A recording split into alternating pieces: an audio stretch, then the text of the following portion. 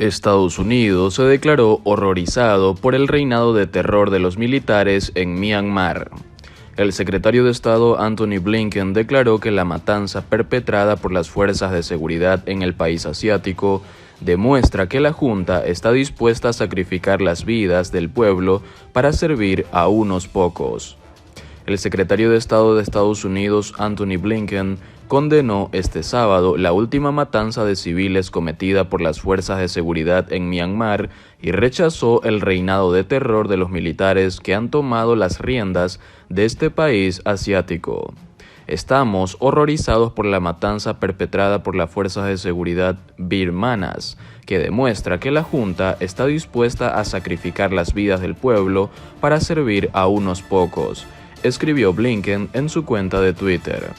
El titular de Exteriores estadounidense reaccionaba así a la muerte de al menos 91 personas a manos de las autoridades militares en Myanmar, Birmania, donde este sábado se registró la jornada de represión más sangrienta desde que arrancaron las protestas contra el golpe de Estado de febrero.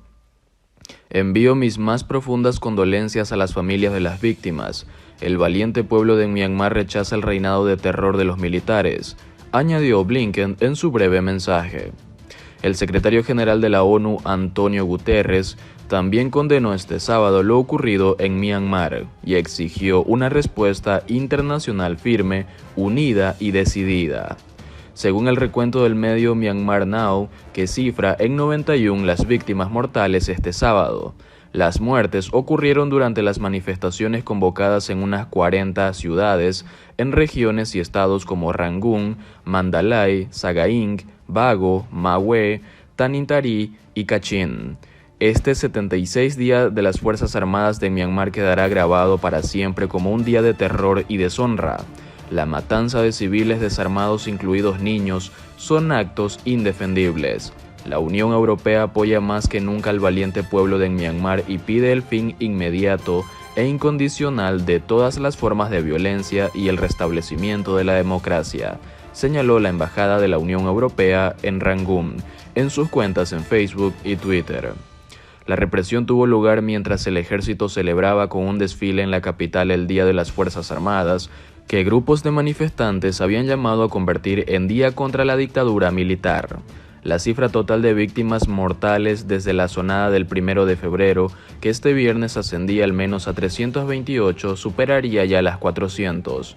Estados Unidos sancionó en febrero al comandante del ejército de Myanmar, el general Min Aung Hlaing, quien lideró el levantamiento militar que llevó a la deposición del gobierno electo de Aung San Suu Kyi, así como a otros 9 oficiales y a varias empresas vinculadas con las Fuerzas Armadas de ese país. De reforma migratoria a infraestructura. La situación en la frontera amenaza con descarrilar los ambiciosos planes de Biden. Justo cuando el Congreso se dispone a debatir nuevas leyes migratorias, las imágenes desde la frontera acaparan titulares y desvían la atención de las gestiones de la Casa Blanca por promover el paquete de rescate financiero para aliviar los estragos causados por la pandemia. El gobierno del presidente Joe Biden enfrenta el difícil reto político y humanitario de lidiar con un pronunciado aumento de migrantes que están llegando a la frontera con México, un problema que amenaza con opacar su ambiciosa agenda.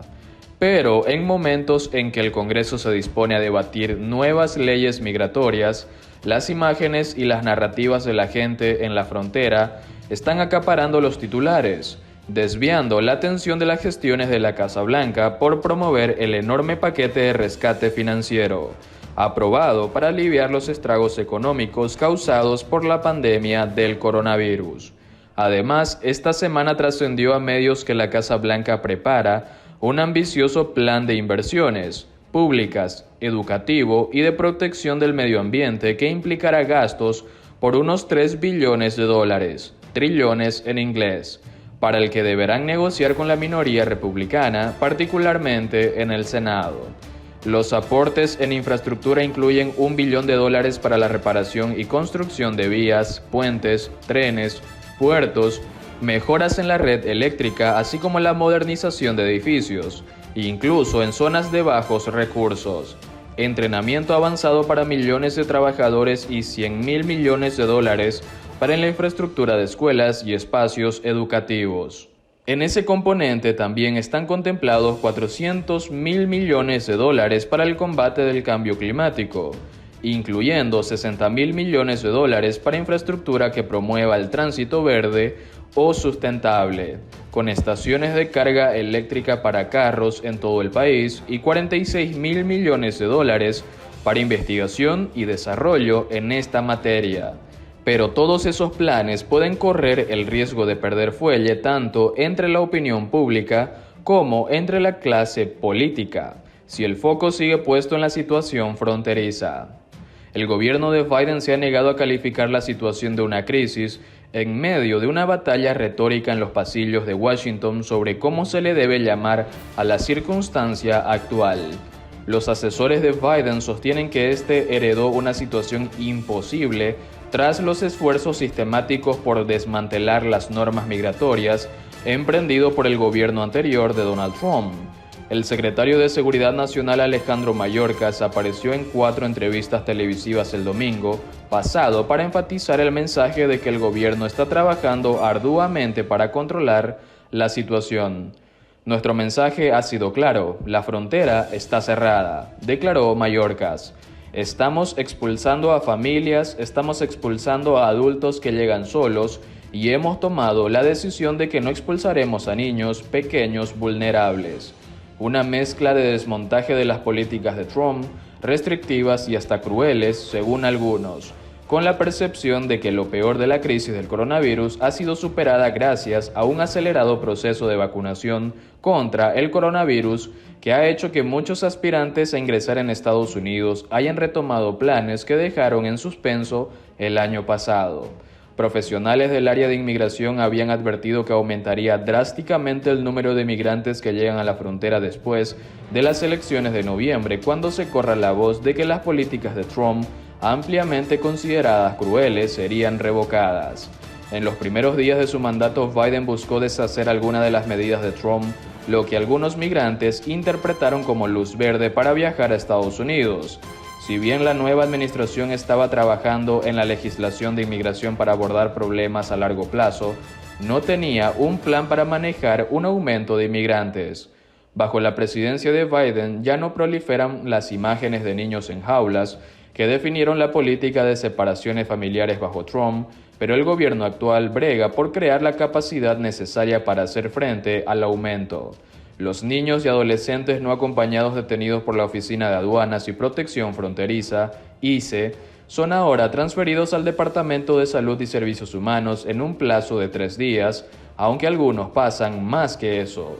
Sin embargo, los datos de ICE indican que muchos de esos menores están siendo mantenidos en instalaciones de la agencia por más tiempo del que estipula la ley, una crítica que se le hizo también al gobierno de Trump. Esta semana el congresista demócrata de Texas, Henry Cuellar, distribuyó a los medios de comunicación varias fotografías en las que se ve a menores no acompañados en centros de detención de la patrulla fronteriza, muchos de ellos durmiendo en el suelo, algunos de ellos con mascarillas y están arropados con mantas de aluminio para protegerse del frío.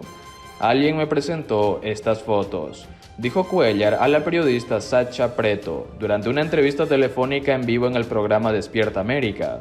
Además aseguró que fueron tomadas recientemente y que corresponden a las instalaciones del centro ubicado en Dona. La semana pasada reportes indicaban que la patrulla fronteriza tenía bajo custodia unos 4.000 menores no acompañados en diversos centros a lo ancho de la frontera con México. Las autoridades están tratando de desarrollar la capacidad para atender a unos 14.000 migrantes que ahora están bajo custodia federal y enfrentan la posibilidad de que lleguen muchos más. Los críticos dicen que la administración debería haber estado mejor preparada.